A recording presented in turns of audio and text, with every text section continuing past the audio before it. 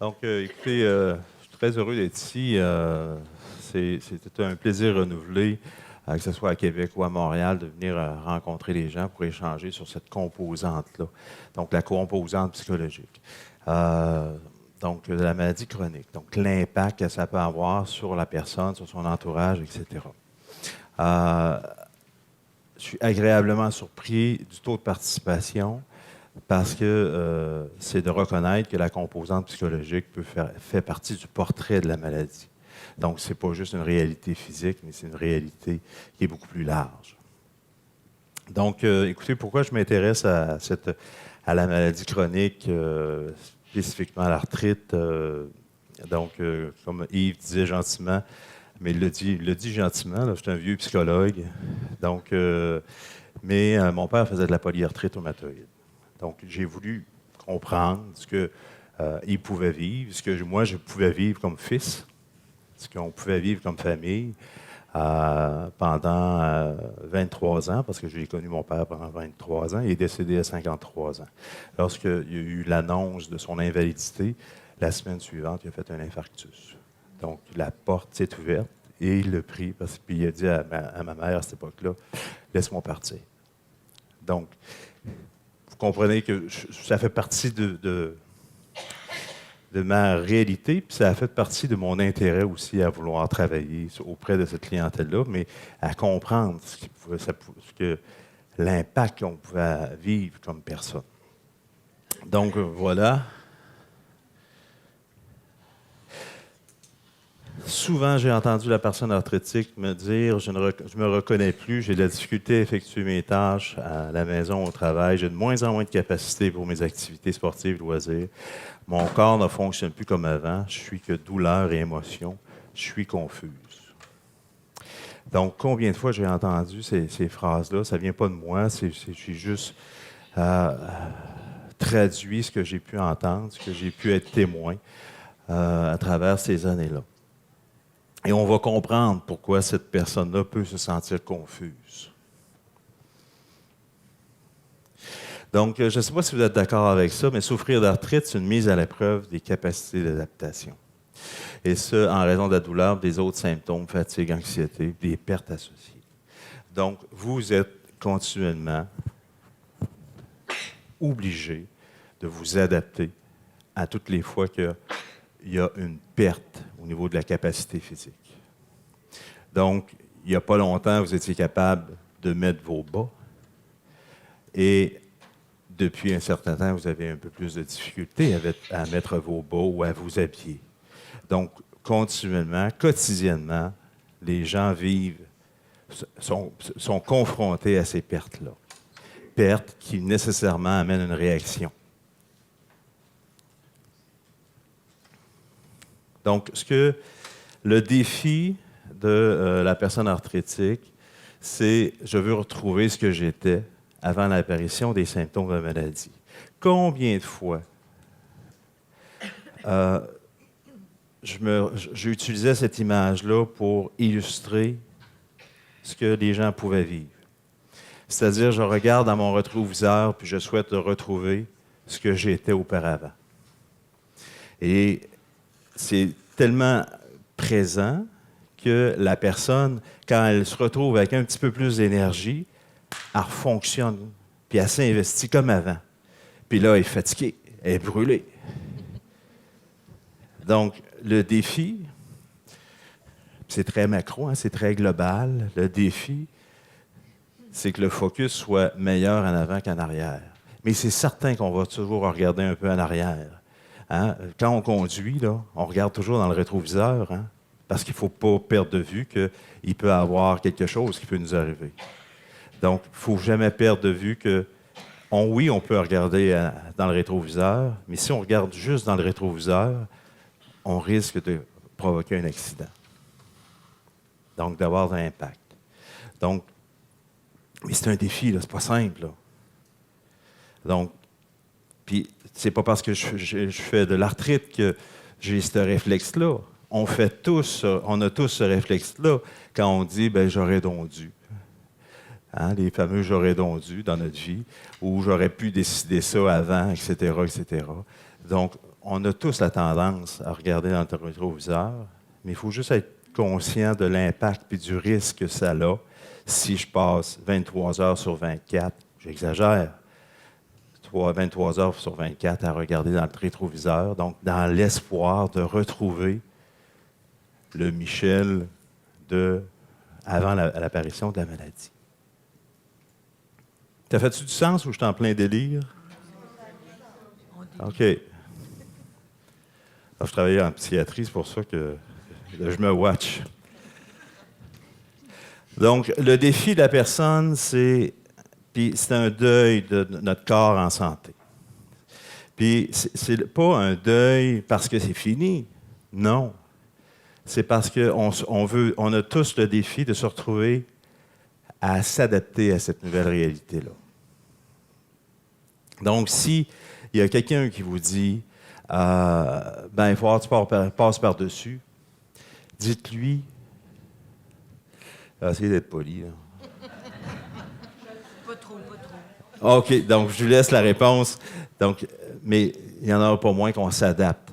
Donc, on vit avec. On ne peut jamais dire que c'est réglé parce qu'il y a de nouveaux symptômes, il y a une intensité dans la douleur, il y a une intensité dans la fatigue avec laquelle on doit composer. Donc, c'est un classique. Hein, quand on reçoit le diagnostic où on a les premiers symptômes, puis après ça, on a un diagnostic, ça nous rentre dedans. Puis là, pourquoi ça m'arrive à moi? Et là, on vit un paquet d'émotions. Et il y a un point de non-retour quand ça arrive pour finalement à dire oui, je suis une personne arthritique. Puis le défi, c'est de l'adaptation. Je vais juste revenir un instant ici. Ce petit bout-là ou ce petit processus-là, vous le vivez au global dans votre processus, dans votre maladie, dans votre parcours de maladie, mais quotidiennement, vous êtes confronté à ça également. Donc, imaginez, dans la même personne, on vit de la peine, de la colère, de la culpabilité et de la peur. C'est ça qui crée la confusion.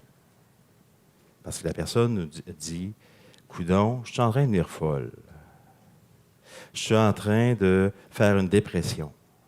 Est-ce que je suis en train de... Je ne me reconnais plus. » Donc, c'est les émotions qui sont associées à l'adaptation.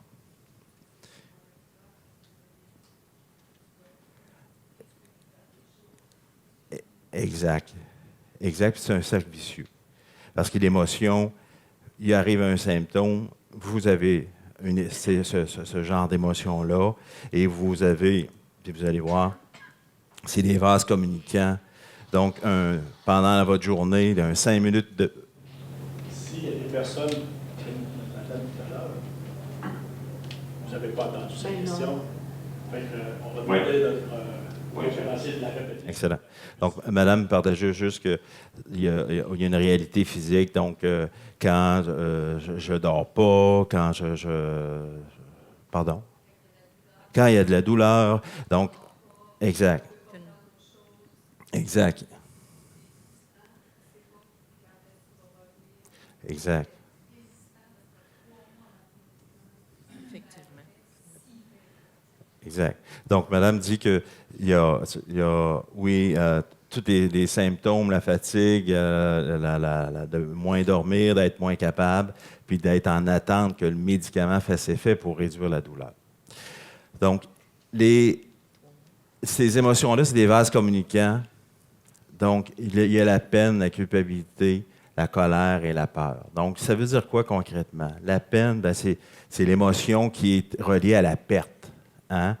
Donc, je vis cette perte-là, puis je suis témoin, puis ça me fait de la peine. Et je ne suis pas obligé de pleurer, mais il y en a pas moins qu'il y a cette montée-là d'émotion qui est de la peine, qui est dans la catégorie de la peine.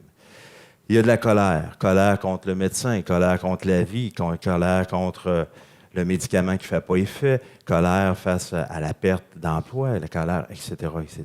Donc, puis c'est pas l'agressivité, cela là. On n'est pas de l'ordre de l'agressivité, on est de l'ordre de la colère. Ou de la frustration, ou de l'insatisfaction. Donc, c'est dans la même catégorie.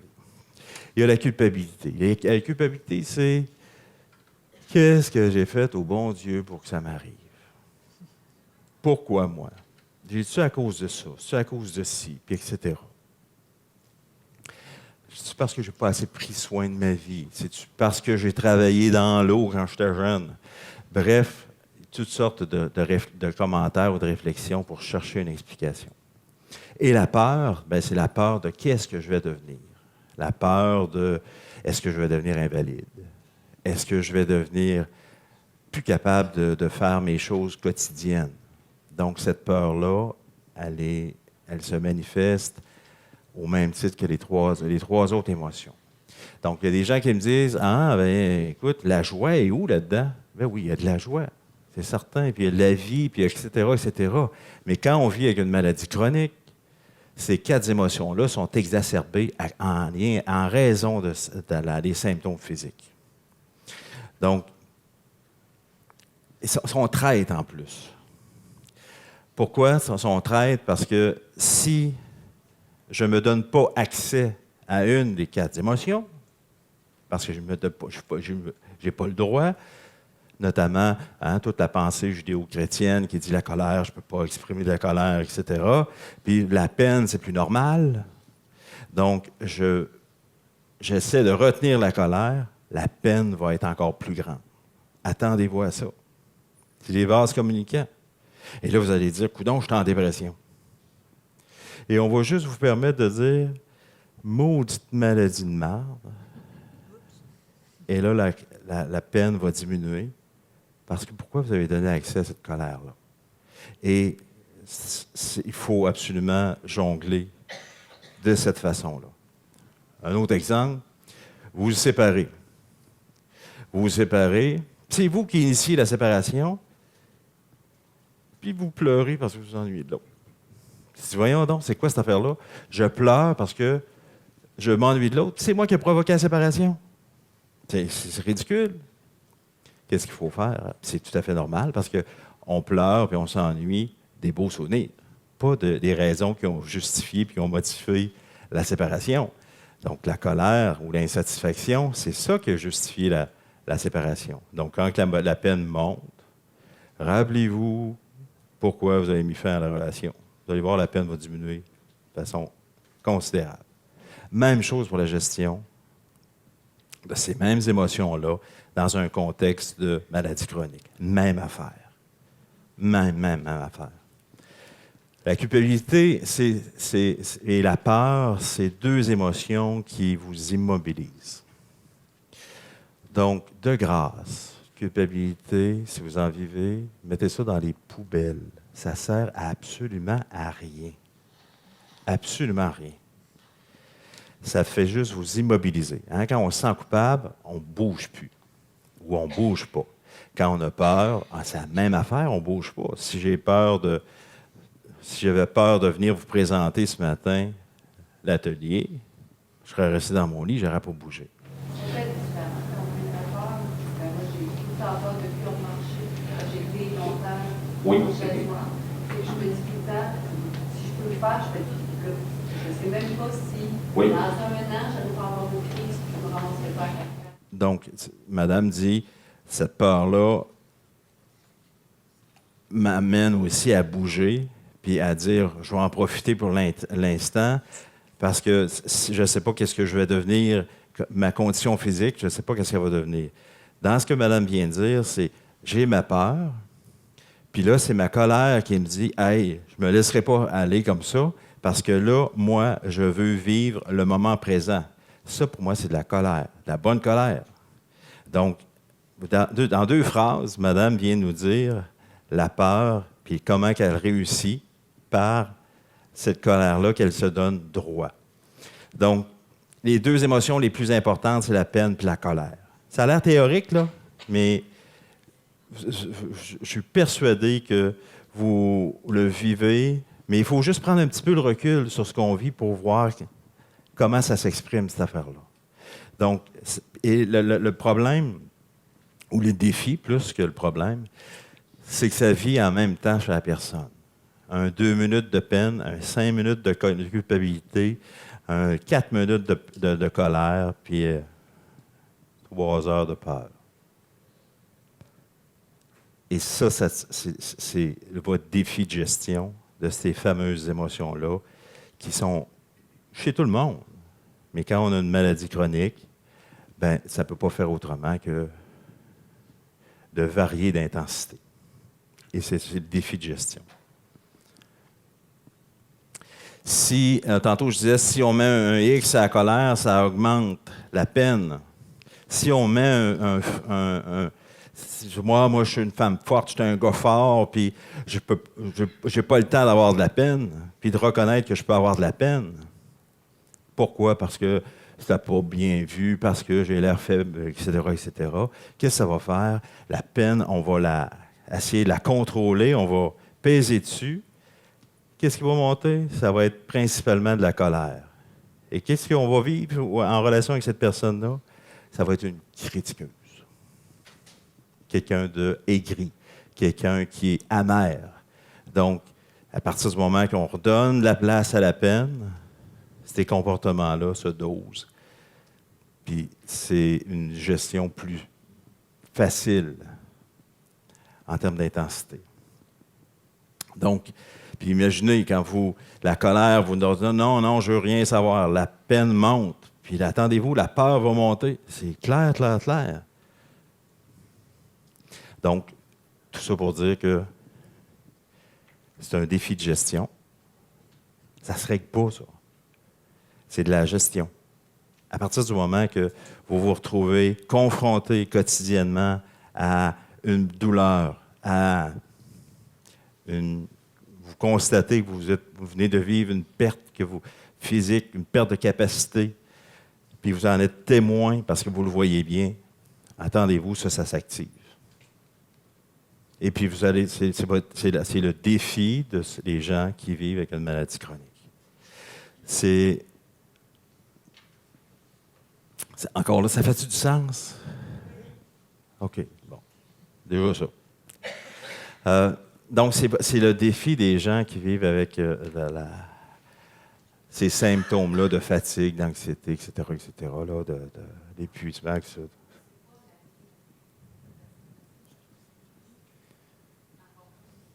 Exact. Madame dit, on ne connaît pas l'avenir, donc c'est certain que les premières réactions, c'est de la crainte. Donc, c'est tout à fait normal. Et c'est ça qui est le défi de cette gestion-là. Au-delà de ces émotions-là, il y a notre approche face à la maladie. Et l'approche face à la maladie, puis c'est pas moi ça là, j'ai essayé, à un moment donné, il y a quelqu'un qui me dit « ça vous ressemble ». Je ne l'avais même pas vu aller, là. Donc, ça, c'est l'approche face à la maladie. Donc, c'est soit que la maladie est très active et je m'affiche parce que je vis beaucoup de douleur, ou bien la maladie, quand elle est en rémission, bien, la maladie fait partie de moi. Et donc, quand la maladie est plus active, quand elle est plus en rémission, on se retrouve avec la maladie qui fait partie de la personne, puis, à la limite, je me souviens, mon père, pendant une période, je pensais que l'arthrite n'était plus dans la maison, jusqu'à la prochaine crise. Puis à partir du moment qu'il y avait une prochaine crise, je me suis dit, bon, ouais, t'es où cette affaire-là? Et là, mon père se présentait comme un arthritique, parce qu'il le vivait encore plus intensément, ces symptômes-là. Le risque dans cette approche-là, il y a deux côtés. Et la première, c'est que je suis toujours en train de m'afficher comme arthritique. Donc, je suis malade. Et ensuite de ça, si je fais semblant que la maladie n'existe pas, ben, je vais me retrouver confronté à la même réalité. La maladie va m'arriver par le on the side, puis elle va me rappeler qu'elle est encore là. Dans cette image-là, ce qui est le plus important, c'est la flèche en bas. Donc, la flèche en bas, elle part dans les deux sens. Donc, oui, quand la maladie est très active, quand la maladie est plus en rémission, je dois composer avec. Quand vous avez une horloge avec un pendule, quand ça fait ça comme ça, là, ben c'est plus de même, hein? Quand ça fait ça comme ça, là, ça veut dire que ça fonctionne bien. Si le pendule, il est juste sur un côté, puis il ne lâche pas, à un moment donné, le ressort va casser. Donc, plus vous oscillez à l'intérieur de ça, donc oui, j'ai cette maladie-là, mais en même temps, je me permets d'être, je ne suis pas maladie, c'est juste une composante de ma personne. Donc, ça ne m'empêche pas mais je dois respecter mes capacités d'aujourd'hui versus mes capacités d'hier puis avant-hier. Mieux je vais composer avec la maladie. Mais ce n'est pas simple, là. Parce qu'ici,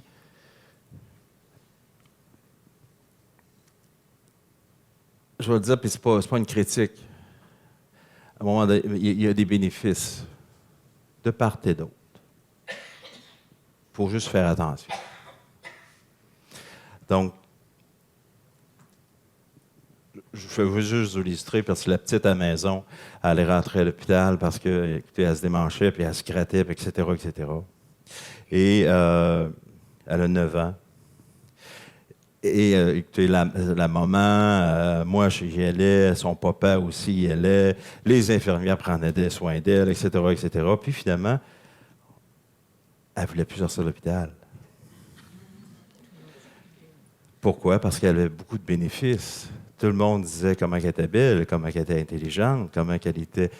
on arrivait avec des cadeaux, puis on arrivait avec toutes sortes... Donc, c'est juste normal.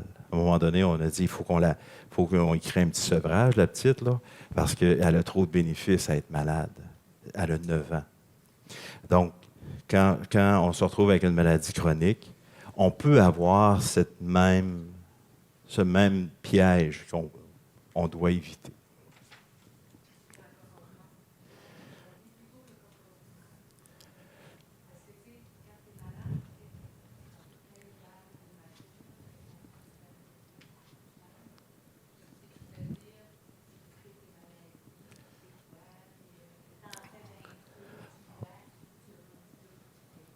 Oui. Oui, ça, c'est différent. La dame dit, tout ce qu'on me dit à mon endroit, là, j'en rajoute, là, tu t'écoutes, tu es une malade, facile, etc., etc. Ah, c'est le cas au contraire, excuse. Ah, t'en fais bien trop, OK. Oui, oui. Oui, ça, on va voir comment l'impact... Mais ça, ici, c'est beaucoup plus la personne avec soi-même. Comment c'est quelle approche que j'ai, moi, face à la maladie. Il y a les autres qu'ils peuvent m'emmener comme commentaire sur comment je compose avec ma maladie. Mais ça, pour l'instant, pour moi, c'est moi, comment je le vis avec, tout simplement. Donc, je vais juste vous dire, avec l'impact que ça peut avoir au niveau du discours de chacun. Donc, là-bas, ici, à votre gauche, je suis une personne, entre autres, avec une maladie chronique. J'ai du pouvoir sur ma vie. Je suis capable, malgré mes limites. J'ai du contrôle quand même sur mes émotions.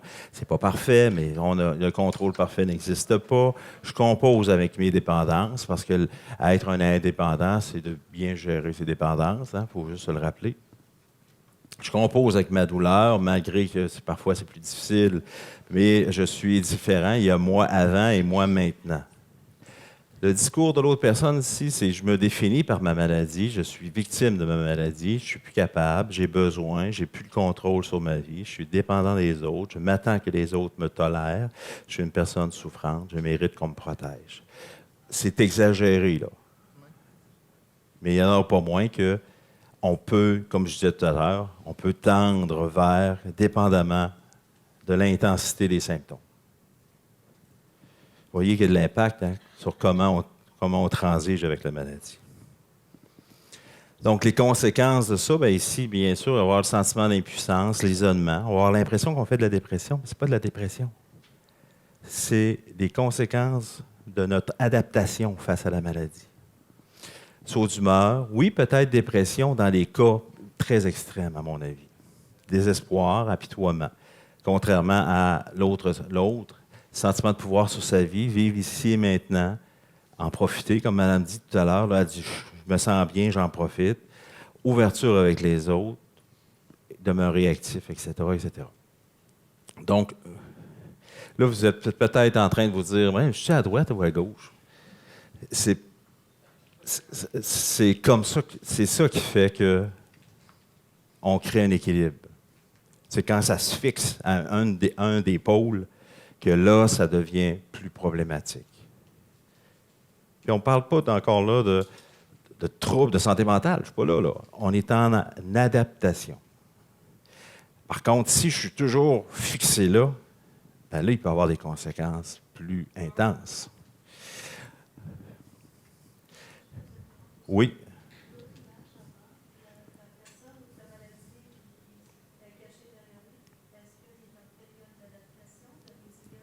Oui. Oui. Oui. Oui.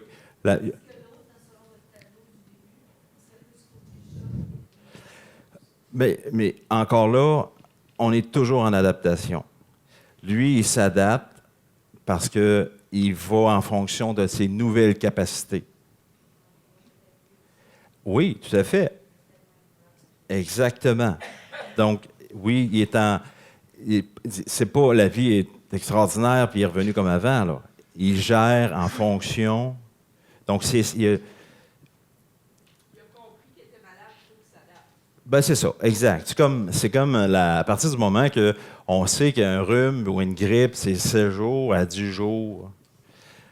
On sait qu'il y a un début puis une fin. Mais pendant que tu es dedans, là, principalement pour l'homme, on a l'impression qu'on s'en sortira pas. C'est bête de même. Mais quand on se ramène à « ben oui, ça dure de 7 à 10 jours, c'est comme ça habituellement, puis il faut que j'attende que ça passe, puis je vais juste gérer mes symptômes », c'est dans ce sens-là. Donc, je me souviens de la première fois... Je n'oublie pas ma chère. Je me souviens de la première fois une des premières fois que j'avais présenté ça, il y a une dame qui était là, puis elle dit « moi, là, je fais de la marche à tous les jours, puis quand je me sens là, je suis active. Pas comme avant, parce que je faisais de la course. Mais maintenant, je fais de la marche. Mais parfois, je me lève, puis je suis là. Parce que je ne suis pas capable. Mais je sais que ça va se résorber un petit peu, puis je vais me retrouver là. Mais je suis pas une joggeuse comme avant. Donc, vous comprenez qu'elle gère quand même bien sa réalité, son défi. Est-ce qu'on prend la question ou... Je ne sais pas, Yves, comment tu... Oui, allez-y, madame. Complément, dans le fond, oui, c'est de la résilience, mais moi, j'ai été diagnostiquée à l'âge de 5 ans. Je n'ai pas eu de choc, je n'ai pas eu rien. Mais moi, je suis complètement à gauche parce que j'ai toujours vécu avec. Oui, tout à fait. La réalité des jeunes arthrétiques qui n'ont pas eu il n'y a pas eu tellement le avant et après, mais vous avez le même défi, par exemple.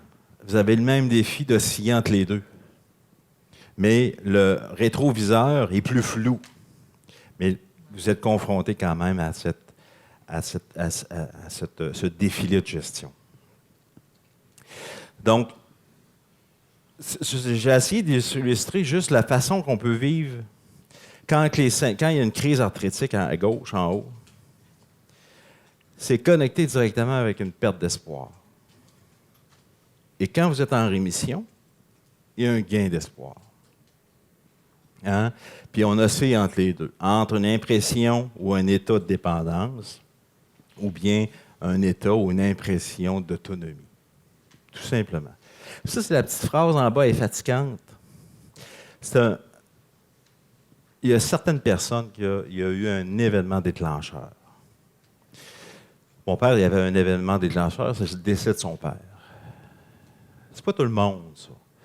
Mais quand on regarde certaines gens, il y a un élément déclencheur qui a provoqué l'apparition de... Mais il y avait comme un potentiel, bien entendu. Mais pour certaines gens, pour plusieurs gens, il y a eu un événement déclencheur dans lequel ces 4 émotions-là était là. Principalement la culpabilité, soit dit en passant.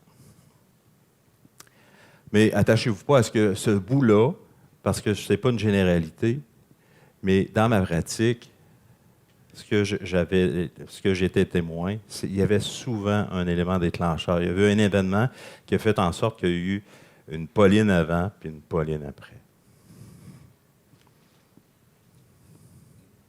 Vous avez certainement entendu, puis je l'ai entendu tout à l'heure, mais d'une façon différente. Là, tu vas devoir arrêter de t'écouter. Tu manques de volonté, c'est ça le problème. Tu vas devoir te prendre en main, arrêter de te fier aux autres, pousse-toi un peu, puis lâche un peu l'apitoiement. Souvent, donc tantôt c'était nous-mêmes avec nous-mêmes, maintenant c'est les autres avec nous-mêmes. On se retrouve malheureusement à entendre ça. Parce que pour beaucoup de gens, hein, on n'est pas... C'est pas... ça ne crée pas un... C'est souvent pas apparent. Hein, la douleur, c'est quelque chose de diffus. C'est pas... j'ai pas une jambe cassée, là. Donc, c'est difficile que les gens comprennent parce que on n'a pas... C'est diffus, c'est pas aussi clair que, comme je disais, une jambe cassée ou quelque chose comme ça. Donc, de comprendre ce que l'autre peut vivre, c'est un défi. Pour les conjointes, c'est un défi. Même pour les médecins. Mon père s'est fait dire... C'est des phrases que mon père m'a relatées, ça. Puis son rhumatologue qui disait ça. Mais vous comprenez que... Mais c'est parce qu'à un moment donné, l'autre vit de l'impuissance. Puis il faut juste nuancer le propos que je viens d'avoir. C'est fort possible, parce qu'il est décédé en 89, puis les médicaments de nouvelle génération n'étaient pas là. Par contre, vous, avec vous-même, est-ce que vous portez ces mêmes jugements-là? J'ose croire que non. Donc, si vous portez ces mêmes jugements-là, ceux-là, tu vas devoir arrêter de t'écouter, tu manques de volonté, ça, c'est de la culpabilisation. N'oubliez pas, on l'a vu tantôt, hein? Ça va vous immobiliser, mes chers, de façon extraordinaire. Habituellement, on dit toujours que on est toujours en progression, puis on vient au monde avec ça. Hein? On veut ne plus être... on souhaite l'autonomie, hein? L'enfant qui dit « Ah, lâche ma main, je suis capable de marcher tout seul. » L'adolescent qui dit « Ah, moi, je veux rien savoir. » Puis là, on est rendu qu'on a notre logement, on a notre char, puis là, on est bien fiers parce qu'on est de plus en plus autonome. Mais quand on se retrouve avec une maladie chronique, on a l'impression que l'ascension, comme ça, est différente. Donc, on a l'impression parfois de reculer. On a l'impression parfois de faire des pas de côté en raison des symptômes de la maladie. Mais il n'y en aura pas moins qu'il y a un défi parce que les gens qui réussissent à mieux composer avec la maladie font ça, mais en termes de personnes.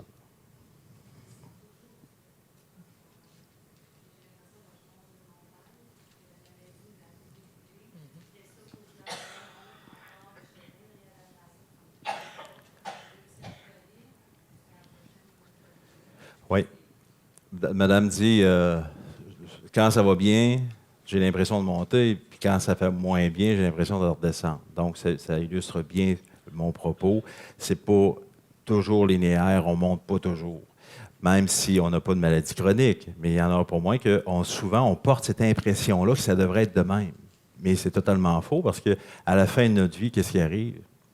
On est en perte d'autonomie. Les gens ont cette impression-là que parfois, il faudrait juste se botter le derrière, puis on passerait à travers, puis on gérerait mieux la maladie. Ça ne marche pas nécessairement comme ça. Vous le savez autant que moi. Par contre, on peut porter cette impression-là, puis les autres peuvent porter cette impression, ce commentaire-là à notre endroit.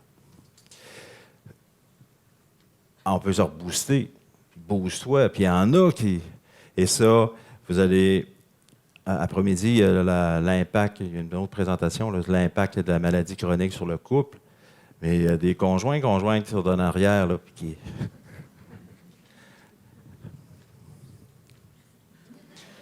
Ou bien, ben justement, il faut que je me booste encore une fois. Donc, l'adaptation à la maladie, c'est clair, c'est un processus, puis avec des montées puis des redescentes. Hein? C'est un jeu d'échelle et de serpent. Puis, à travers tout ça, vous avez le défi de vous adapter. Et c'est le défi que vous avez.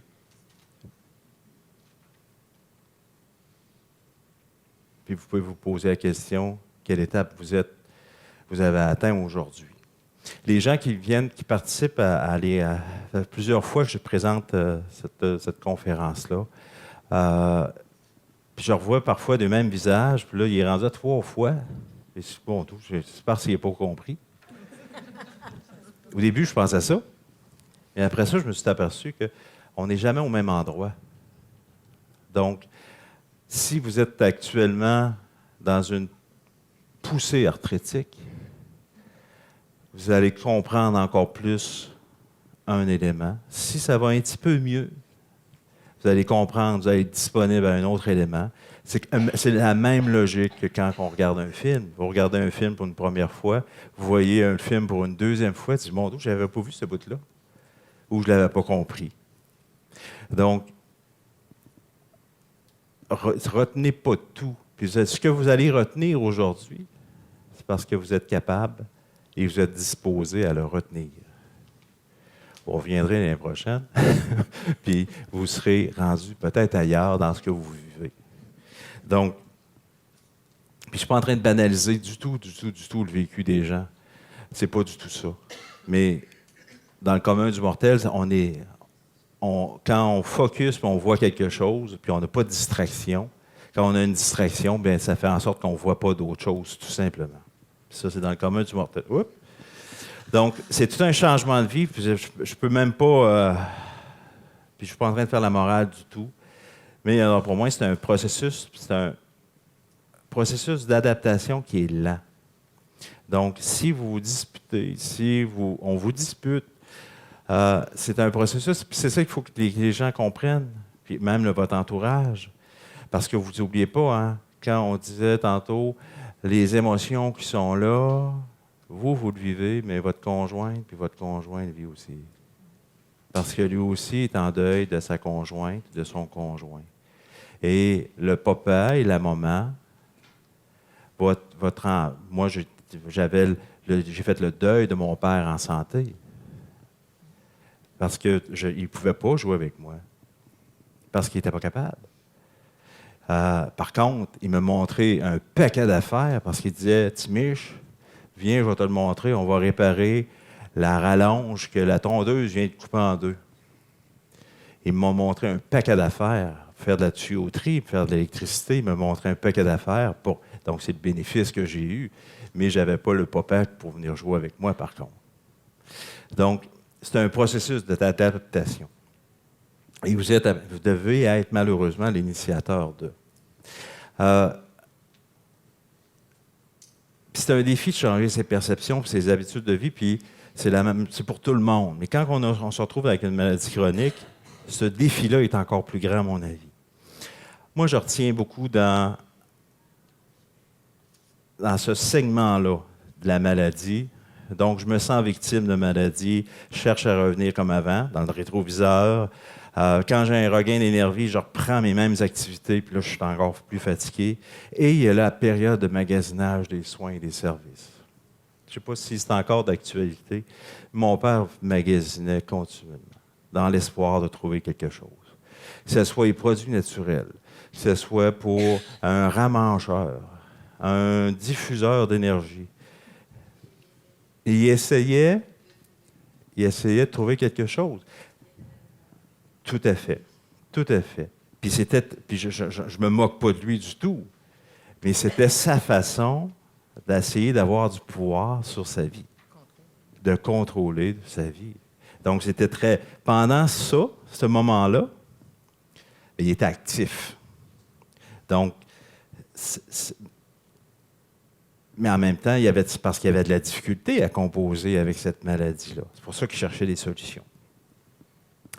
L'autre comportement après ça, c'est que oui, il y a peut-être un changement, je pourrais faire attention, je pourrais, en participant à des activités comme aujourd'hui, en allant à des conférences sur la nutrition, en allant dans Aide et Entraide à la Société d'arthrite, on commence à s'habituer, puis on initie un changement. Donc, de respecter ses limites, donc ses limites, ses capacités physiques. Et pendant l'hospitalisation, parce que là, c'est de moins en moins vrai, mais à l'époque, l'hospitalisation, on voyait un regain d'énergie. Et après, ça redescendait. Il y avait des médicaments qui, effectivement, qu'il y avait comme de la cortisone, puis là, ils géraient les effets de la cortisone, un autre médicament, etc. Puis on se retrouvait avec... c'était quelque chose de démobilisant parce qu'il y avait toujours des conséquences au niveau du corps. Donc, la motivation, est-ce qu'elle vient de l'intérieur ou elle vient de l'extérieur? Donc, souvent, quand on regarde un couple, on voit, hop, la motivation vient du conjoint. Il faut juste porter une attention parce que notre défi, c'est que notre motivation vienne de nous à gérer cette douleur-là, à gérer ces conséquences-là. Donc, à la fois de regarder en avant quand je conduis, mais toujours avec le réflexe naturel de regarder dans le rétroviseur. Donc, les changements de perception et d'habitude, rendus à ce moment-là, ça s'installe. Donc là, la personne a des nouvelles habitudes de vie, elle respecte ses capacités et ses limites. Puis il faut être fort parce que quand il y a une rechute, bien, la personne aura l'impression de revenir en arrière. Mais c'est juste parce que la personne se retrouve à être ébranlée. Parce que jusqu'à maintenant, ça fonctionnait. Mais là, compte tenu que j'ai une perte ou des pertes plus grandes, ce qui fonctionnait avant ne fonctionne plus. Donc là, ça peut démobiliser la personne. Puis c'est encore là, c'est de la gestion. Est-ce qu'on a... Il reste combien de temps, Yves? 15 minutes. Ce qu'on tente de faire, ce qu'on a tenté de faire ce matin, puis j'espère que vous allez retenir cet élément-là, de normaliser ces réactions émotives. Donc, les gens ne sont pas en dépression, ne sont pas...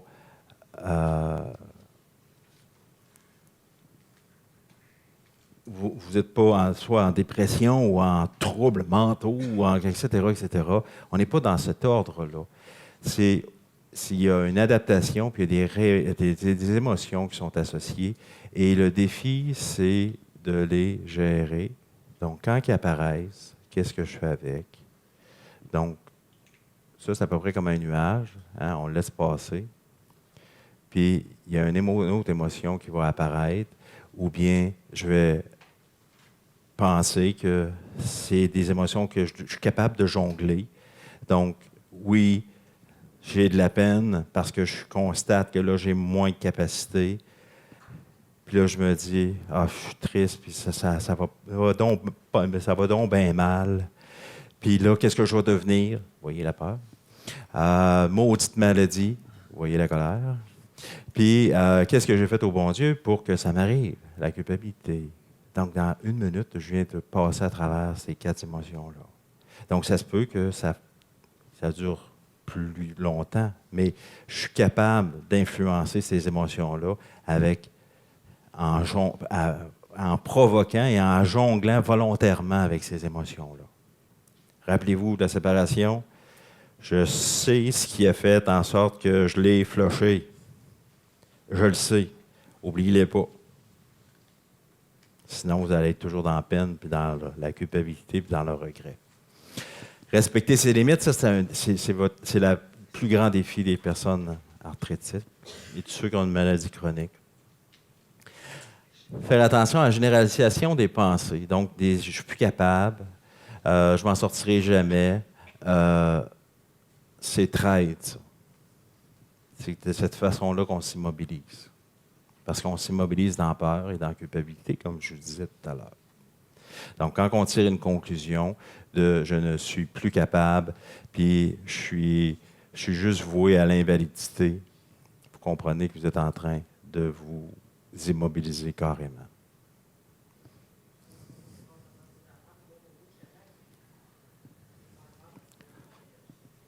Donc, madame dit, c'est pas mieux quand je dis go, go, go, je suis capable, puis finalement, je me retrouve à la fin de journée, puis je suis sur le carreau. Donc, il y a un dosage qui est différent. Puis, les personnes arthrétiques que j'ai connues, c'est des personnes énergiques. Puis, c'est des personnes qui sont capables d'en prendre. C'est à la limite des perfectionnistes, des super mamans, des super papas. Puis ils aiment ça. Ils carburent au projet, carburent à l'action. Puis c'est très, très, très bien.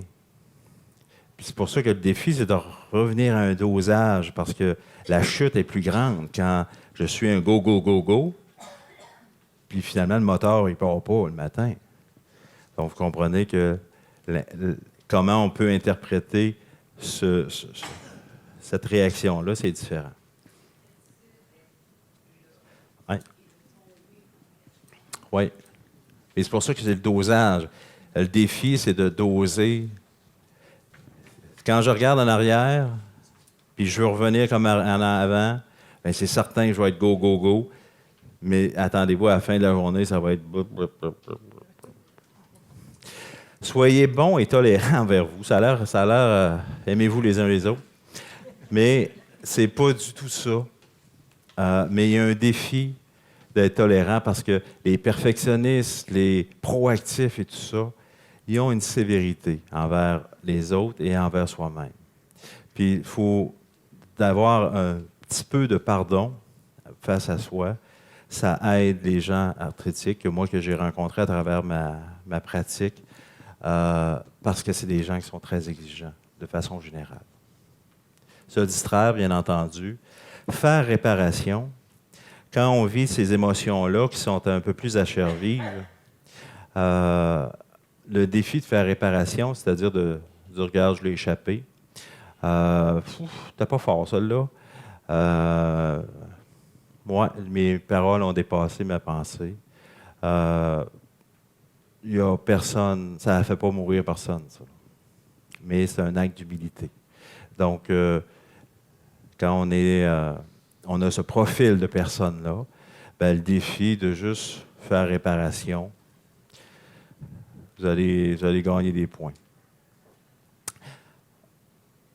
Donc, bien sûr, adopter un régime alimentaire approprié. Joignez-vous à un groupe d'entraide ou un forum de discussion en ligne. Puis ça, je refais un clin d'œil à Aide et Entraide à la Société d'arthrite. Donc, il y a de l'aide qui est apportée. Donc, il y a une écoute. Il y a des références possibles. Et il y a également de l'entraide. Et l'entraide, la façon qu'on travaille, c'est que parfois, on jumelle les gens entre eux pour se soutenir. Donc, si moi, je suis dans une période de rémission, j'ai une disponibilité émotive plus grande. Je peux comprendre encore mieux ce que l'autre personne peut vivre. Et vous avez une expérience qui peut être utile à d'autres. Donc, ne vous gênez pas de vous impliquer. Et de la façon que la Société d'arthrite le gère, c'est très respectueux. Et c'est une façon de donner au suivant, de passer au suivant et de créer une forme de solidarité. On le vit, nous, en psychiatrie. Écoutez, on a engagé ce qu'on appelle des pères aidants, donc des gens qui ont passé à travers ou ils vivent encore avec la maladie mentale, puis qui soutiennent, qui viennent intervenir en psychiatrie. Ce sont les meilleurs intervenants. Il n'y a rien de mieux qu'un père aidant, ou donc une personne qui le vit puis qui peut comprendre. puis qui peut intervenir de façon plus précise qu'un médecin, un travailleur social, un psychologue, etc. J'enlève rien à tout ce beau monde-là. Mais le message d'une personne qui le vit, cette maladie-là, est beaucoup plus porteur que le message porté par quelqu'un qui ne vit pas. Donc voilà. Ah, j'avais remis le rétroviseur. Ils l'ont enlevé, pas grave. Oubliez pas ce rétroviseur-là. Si vous avez une image à conserver, c'est le rétroviseur. Si ça a permis de normaliser davantage vos émotions, ou normaliser ce que vous vivez, pour moi, la mission est accomplie. Donc, vous avez juste à retenir ça et que ces émotions-là sont tout à fait normales et vous avez un défi de les gérer. Puis les gérer, c'est de les laisser vivre, tout simplement.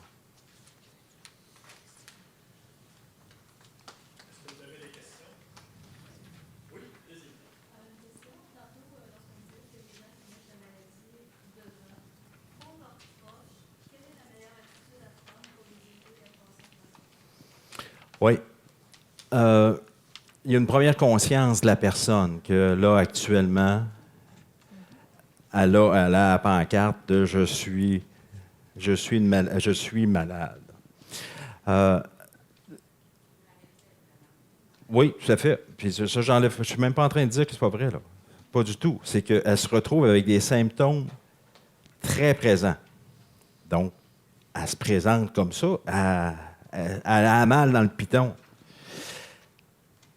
Le conjoint et la conjointe ont le même défi de respecter le défi que la personne a de respecter ses capacités à ce moment-là.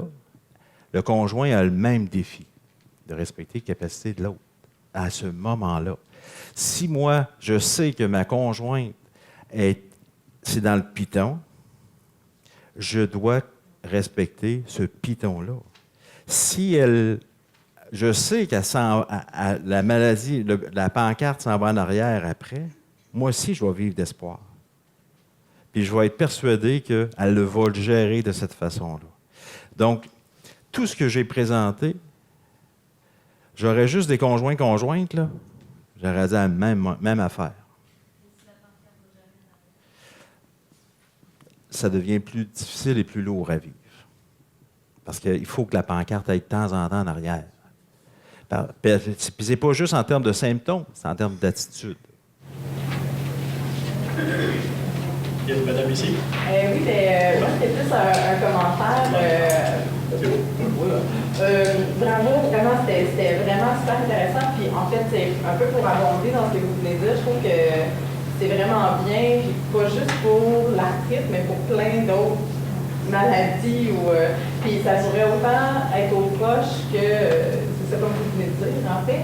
Puis justement, je pense que les proches aussi, il faut qu'ils soient tolérants envers eux-mêmes parce qu'ils ne peuvent pas être parfaits 100% en tout temps. Oui. À un moment donné, eux autres aussi, j'imagine que... En tout cas, oui. Puis le défi des conjointes ou des proches, ils vivent les mêmes 4 émotions, mais ils ne vivent pas en même temps que vous autres. Donc, c'est possible que vous soyez sur la peine, puis là, c'est très intense comme peine. Puis là, le proche qui dit « Maudite maladie de merde, c'est quoi cette affaire-là? » Il est dans sa colère. Puis là, qu'est-ce que ma conjointe va devenir? Il est dans sa peur. Mais vous, ça se peut que vous soyez dans votre peine. Puis le défi dans les couples, c'est pas de « tu devrais arrêter de la peine ». Pas du tout ça. C'est juste de « toi, tu as de la peine. Moi, actuellement, j'ai peur. » Mais on est au même niveau. Parce qu'on vit la même affaire, mais on ne l'exprime pas. Notre vase communicant, tantôt, là, il n'est pas à la même place. C'est normal. Mais si je veux te convaincre de ne pas avoir de peine ou de ne devrais pas avoir de colère, ça va juste envenimer la relation. Puis en fait, ça, je pense que ce que ça aide, c'est que ça nous permet de mieux communiquer avec l'autre. On peut se parler en tant que base de communicant. Oui, tout à fait. Tout à fait. Et quand j'ai fait 25 ans de couple, puis c'est pour ça qu'après-midi, j'ai proposé à Société d'arthrite l'impact de la maladie sur un couple. Puis, à la première rencontre, c'était clair qu'il me présentait deux choses bien différentes, puis qu'il s'astinait, puis etc. Mais c'était la même affaire. Il vivait la même affaire, mais il n'exprimait pas de la même affaire. Donc, monsieur voulait que madame s'affirme, madame voulait s'affirmer, puis elle voulait que monsieur l'aide à l'affirmer. C'était la même affaire, sauf qu'il se parlait tellement tout croche, il avait oublié de s'écouter. Puis, finalement, un coup qu'on décode ça, les deux vivaient la même chose. Merci. Oui, bonjour, madame. Bonjour. Moi, quand je suis tombée malade, ça a été très, très vite. J'ai dit, j'ai passé de 50 ans à forme à 90 ans, vraiment pas en forme. Donc, j'ai arrêté de travailler, mais sur la pression de mes enfants et de mon conjoint. Parce que moi, je travaille loin, à 27 km, sur la côte nord, en pleine neige, l'hiver, tempête, tout ça. Donc, tout le monde a voulu que j'arrête de travailler, donc j'ai arrêté de travailler. Ça a été la pire décision de la vie. Moi, là, être dans le salon à regarder la télé, là, j'avais 150 pour moi, c'était final. Et finalement, il y a eu un hasard qui a bien fait. Le 11 décembre, je me rappelle, j'ai un téléphone, on me propose un contrat de travail, je m'assois, puis je dis oui. Je dis oui, je suis pas capable. Tu sais, c'est moi, je suis comme ça, moi, je suis pas capable. Donc, je suis allée travailler. Et quand ils m'ont arrivé, parce que là, je suis fringante, mais j'étais vraiment pas fringante. C'était comme un pas après l'autre difficile. Celui qui m'a engagé me regarde, il était sûr que tu es capable. Et là, j'ai dit une phrase qui va vous faire rire, vous devez avoir des petits-enfants, des enfants. Quand ils disent moi capable, moi tout seul. Et j'ai répondu ça, moi capable, moi tout seul. Donc, je suis allée dans mon bureau, je me suis assise et là, je me suis dit, t'es folle, hein? T'es vraiment folle. Ça a été dur, la première journée, ça a été dur. Puis le lendemain, je me suis aperçue que là, j'étais rendue avec quasiment des esclaves autour de moi. Tous mes collègues, je vais aller à la photocopieuse à ta place, je vais chercher tes feuilles, je vais faire ci. Ça me tapait sur les nerfs. Donc, finalement, je les ai rencontrés, puis je leur ai dit, si je reste assise de 9h à midi, je ne me relève plus. Moi, il faut que je bouge. Puis, juste avoir fait des mises au point régulières comme ça a fait que j'ai été capable de retravailler. J'ai travaillé pendant 3 ans, comme ça, l'hiver et tout. J'ai été capable de le faire, mais ça a été très important de dire l'humour. L'humour, c'est bon. Il y a le moi capable, moi tout seul. Maintenant, tout le monde m'appelle comme ça, moi capable, moi tout seul. Mais c'était ma façon de dire, si je veux le faire, c'est que je suis capable. Donc, vous avez géré vos pancartes, puis vous avez géré ce que les autres pouvaient penser sur ce que vous aviez comme pancarte. Bravo, savoureux. Une question, madame? Vous êtes psychologue, vous nous avez démontré que vous êtes spécialisé envers les personnes qui souffrent de la douleur et tout ça, par rapport à l'arthrite entre autres. Au Québec, parce que moi je ne suis vraiment pas de la région ici, chercher un psychologue qui a cette compréhension-là puis qui pourrait nous soutenir. Est-ce qu'à l'ordre des psychologues, il y a des gens qui sont plus spécialisés? Est-ce que c'est de cette façon-là qu'on doit chercher l'aide? Oui, tout à fait. Puis c'est pas... Je prêche pas pour mon clergé, là. C'est pas... mais sur le site de l'Ordre des psychologues, vous pouvez chercher en fonction du besoin. Donc, s'il y a besoin, maladie chronique, ils vont vous sortir des noms plus proches de votre résidence. Donc, il y a cette possibilité-là de recherche pour voir. Il y a des gens qui s'intéressent à l'impact de la maladie chronique. Beaucoup la douleur, hein, la gestion de la douleur, c'est une spécialité qui est très, très, très... en tout cas, qui est présente dans le réseau. Et donc, je vous invite d'aller sur les sites, là, principalement sur le site des psychologues. Mais les psychologues, généralement, ont la compétence pour aider les gens pour n'importe quoi.